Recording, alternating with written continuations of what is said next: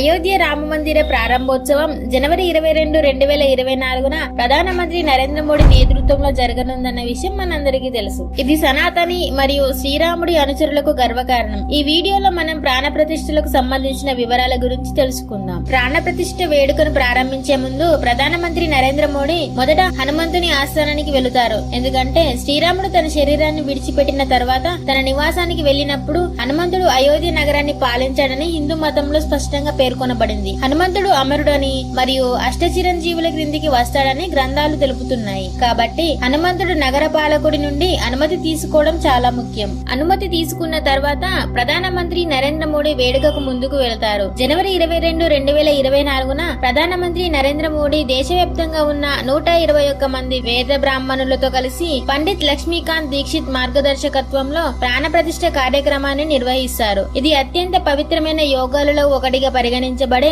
సంజీవని యోగం క్రిందికి వస్తుంది. అభిజిత్ ముహూర్తం సందర్భంగా ప్రాణ ప్రతిష్ఠ నిర్వహిస్తారు. మధ్యాహ్నం 12:20 నుండి 12:30 వరకు రామ్లల్ల విగ్రహ ప్రతిష్టాపనకు అనుకూలమైన సమయం ప్రారంభమవుతుంది. విగ్రహాన్ని ప్రతిష్ఠించిన తర్వాత ప్రధానమంత్రి నరేంద్ర మోడీ శ్రీరాముని మొదటి ఆరాధన నిర్వహిస్తారు. రామ మందిరం అనేది అయోధ్యలోని రామజన్మభూమి ప్రదేశంలో నిర్మించబడుతున్న హిందూ దేవాలయం. ఇది హిందూ మతానికి చెందిన శ్రీ మహావిష్ణువు అవతారమైన శ్రీరాముని జన్మస్థలం. 2020 ఆగస్టు 5న ప్రధానమంత్రి నరేంద్ర మోడీ భూమి పూజను నిర్వహించి ఆలయ నిర్మాణాన్ని ప్రారంభించారు. విష్ణువు అవతారంగా భావించే రాముడు ఎక్కువగా పూజింపబడే హిందూ రాజు. ప్రాచీన భారతీయ ఇతిహాసమైన రామాయణం ప్రకారం రాముడు అయోధ్యలో జన్మించారు. అందుకే దీనిని రామజన్మభూమి అని అంటారు. 15వ శతాబ్దంలో మొఘలులు రామజన్మభూమిపై బాబ్రీ మసీదు అనే మసీదును నిర్మించారు. హిందూ దేవాలయాన్ని కూల్చివేసిన తర్వాత మసీదు నిర్మించబడిందని హిందువులు నమ్ముతారు. 1528 నుండి 2019 వరకు జరిగిన ఈ రామజన్మభూమి వివాదం గురించి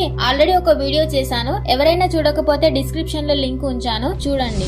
అలాగే ఎవరైనా మన ఛానల్ ని సబ్స్క్రైబ్ చేసుకోకపోతే సబ్స్క్రైబ్ చేయండి. వీడియో చివరి వరకు చూడండి, ఇంట్రెస్టింగ్ గా ఉంటుంది. 1988లో అహ్మదాబాద్ లోని సోంపుర కుటుంబం రామ మందిరానికి సంబంధించిన అసలు డిజైన్ సిద్ధం చేశారు. సోంపుర కుటుంబం కనీసం 15 తరాలుగా ప్రపంచ వ్యాప్తంగా 100 దేవాలయాల రూపకల్పనలో భాగముంది. రామ మందిరం కోసం ఒక కొత్త డిజైన్ అసలు డిజైన్ నుండి కొన్ని మార్పులతో సోంపుర నివాసితులు 2020లో తయారు చేశారు. ఆలయం 235 అడుగుల వెడల్పు, 360 అడుగుల పొడవు, 161 అడుగుల ఎత్తుతో ఉంటుంది. ఆలయ ప్రధాన వాస్తుశిల్పి చంద్రకాంత్. సోంపురకు 2 కుమారులు ఉన్నారు, నిఖిల్ సోంపుర మరియు ఆశీష్ సోంపుర.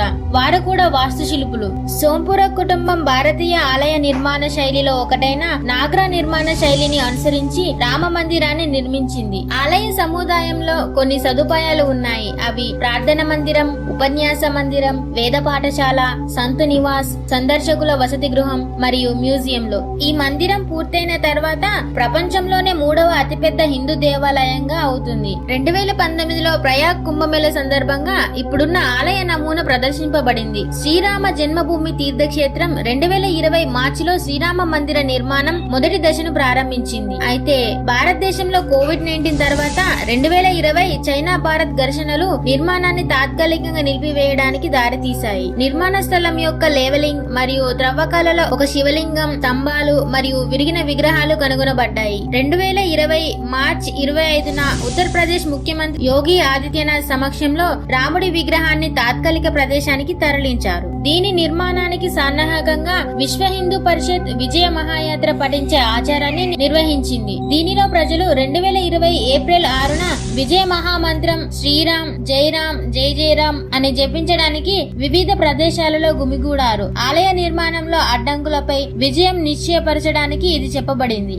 భారతీయ అంతరిక్ష పరిశోధన సంస్థ ఇస్రో ఆలయం క్రింద ప్రవహించే సరయూ ప్రవాహాన్ని గుర్తించి గవర్నమెంట్ కు నివేదిక ఇచ్చింది. రాజస్థాన్ నుండి తెప్పించిన 600,000 క్యూబిక్ అడుగుల ఇసుకరాయి, బన్సీ పర్వతరాలతో నిర్మాణ పనులు పూర్తి చేయనున్నారు. ఆగస్టు 5న శంకుస్థాపన కార్యక్రమం తర్వాత అధికారికంగా ఆలయ నిర్మాణం తిరిగి ప్రారంభమైంది. శంకుస్థాపన కార్యక్రమానికి ముందు 3 రోజులు వైదిక కర్మలు జరిగాయి. ఇందులో భారత్ ప్రధాని నరేంద్ర మోడీ 40 కిలోల వెండి ఇటుక వేడుకను శంకుస్థాపన చేశారు. ఆగస్టు 4న అన్ని ప్రధాన దేవతలను ఆహ్వానిస్తూ రామార్చన పూజ నిర్వహించారు. భూమి పూజ సందర్భంగా భారతదేశం భారతదేశంలోని అనేక మతపరమైన ప్రదేశాల నుండి మట్టి మరియు పవిత్ర జలం లైక్ గంగా, సింధు, యమున, ప్రయాగ్రాజ్ వద్ద ఉన్న సరస్వతి, తలకావేరి వద్ద కావేరి నది, అస్సాంలోని కామాఖ్య దేవాలయం మరియు అనేక ఇతర నదుల త్రివేణి సంగమం సేకరించబడింది. రాబోయే ఆలయాన్ని ఆశీర్వదించడానికి దేశవ్యాప్తంగా ఉన్న వివిధ హిందూ దేవాలయాలు,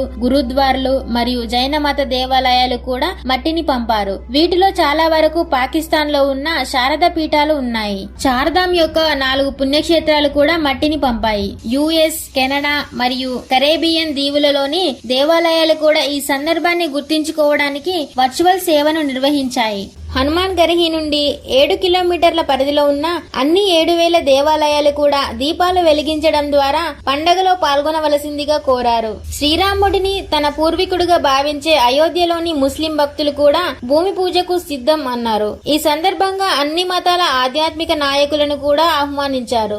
ఆగస్టు 5న హనుమాన్ అనుమతి కోసం ప్రధానమంత్రి నరేంద్ర మోడీ హనుమాన్ గర్హి ఆలయానికి వెళ్లారు. దీని తర్వాత రామ మందిరానికి శంకుస్థాపన చేశారు. యోగి ఆదిత్యనాథ్, మోహన్ భగవత్, నృత్య గోపాల్ దాస్, నరేంద్ర మోడీ ప్రసంగించారు. మోదీ తన ప్రసంగాన్ని జై శ్రీరామ్ తో ప్రారంభించి హాజరైన వారిని జై శ్రీరామ్ అనే నినాదాలు చేయాలని కోరారు. జై శ్రీరామ్ పిలుపు అనేది ఈ రోజు రాముడి నగరంలోనే కాకుండా ప్రపంచ వ్యాప్తంగా ప్రతిధ్వనిస్తుంది. రామ మందిరం మన సాంప్రదాయాలకు ఆధునిక చిహ్నంగా మారుతుందని ఆయన అన్నారు.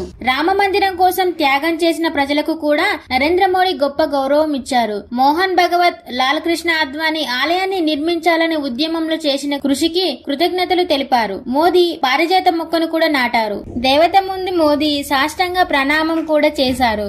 అయోధ్యలోని రామాలయంలో ప్రతిష్ఠించనున్న రామ్లల్ల విగ్రహం 5 ఏళ్ల బాలుడి రూపంలో ఉంటుంది. 51 అంగుళాల పొడవున్న ఈ విగ్రహాన్ని నల్లరాతితో తయారు చేసి ఆలయ నేలపై ఉంచుతామని రామాలయం ట్రస్టు ప్రధాన కార్యదర్శి చెంపతిరాయ్ ప్రకటించాడు. విగ్రహాల తయారీకి ఉపయోగించిన రాయి, పాలు మరియు ఇతర వస్తువులతో తాగిన తర్వాత కూడా చెడిపోదు. రామ్లల్ల విగ్రహం రాజు యొక్క గర్వం, శిశువు యొక్క అమాయకత్వం మరియు విష్ణువు యొక్క దైవత్వాన్ని ప్రతిబింబించేలా శిల్పంలో కనిపిస్తుంది. అయోధ్యలోని ఆలయ మైదానంలో రాముడి విగ్రహాన్ని ఉంచుతారు మరియు ఆలయ ప్రారంభోత్సవం తర్వాత మొదటి అంతస్తులో మిగిలిన విగ్రహాల ప్రతిష్టాపనకు అదనంగా 8 నెలల సమయం పడుతుంది. రామ్లల్ల విగ్రహాన్ని కర్ణాటకకు చెందిన ప్రఖ్యాత శిల్పి అరుణ్ యోగిరాజు చెక్కారు. జనవరి 22న ఆలయంలో విగ్రహాన్ని ప్రతిష్ఠించనున్నారు. విగ్రహానికి పూజలు జనవరి 16న ప్రారంభమవుతాయి మరియు విగ్రహ ప్రతిష్టాపన కార్యక్రమం జనవరి 18 నుండి కొనసాగుతుంది. శ్రీరాముని విగ్రహం పొడవు శుక్లపక్షం 9వ తేదీ అనే విధంగా నిర్ణయించబడింది. చైత్రమాసం సూర్య భగవానుడు స్వయంగా శ్రీరాముడిని అభిషేకిస్తాడు. ఎందుకంటే సూర్యకిరణాలు నేరుగా మధ్యాహ్నం 12 గంటలకు అతని నుదుడిపై పడతాయి. ఆ విగ్రహం ప్రకాశిస్తుంది.